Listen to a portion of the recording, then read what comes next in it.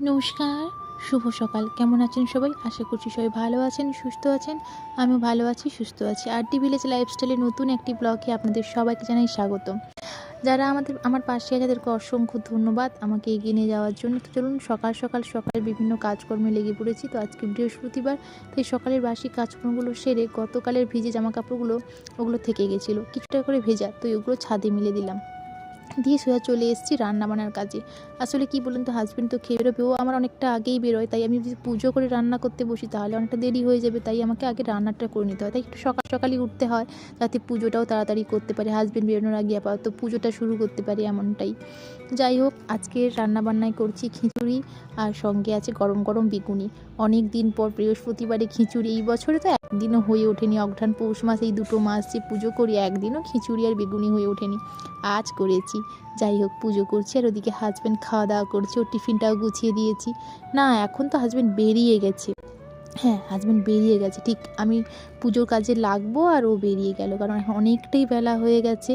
আর ওই ঘড়িটা কিন্তু ঠিক টাইম দিচ্ছে না, এখন বাজে ওই ধরুন যখন পুজো করি তখন বাজে 10টা 15 20।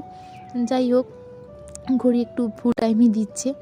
আর এই যে পুজোটা সেরে নিলাম, আর চলুন এবার আমি স্কুলে বেরোবো, খেয়ে দিয়ে করে সোজা বেরিয়ে যাই স্কুলে।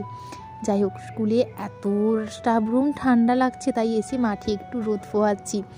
আর তারপরে সন্ধেবেলা বাড়ি ফিরেছি টিউশন পড়িয়ে, তো এসে সন্ধ্যা দিয়ে দিলাম, ওই জল বাতাসা দিলাম সন্ধেবেলা। চলুন।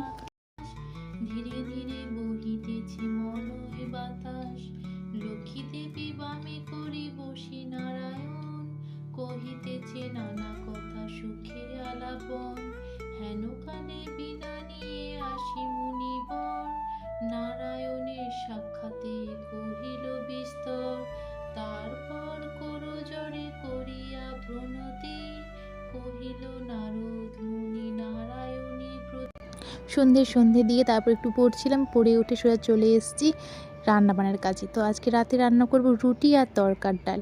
তো যাই হোক, রুটি আর তড়কা বানাবো, তাই তড়কা করছি। নিরামিষ তড়কা ভালোই লাগে খেতে, আমার তো বেশ ভালোই লাগে। অনেকে বলে নাকি নিরাম তড়কা ভালো লাগে না, আমার কিন্তু দুর্দান্ত লাগে, একদম শুধুমাত্র জিরে ধনে দিই, দারুণ দারুণ খেতে হয়, সত্যি বলছি।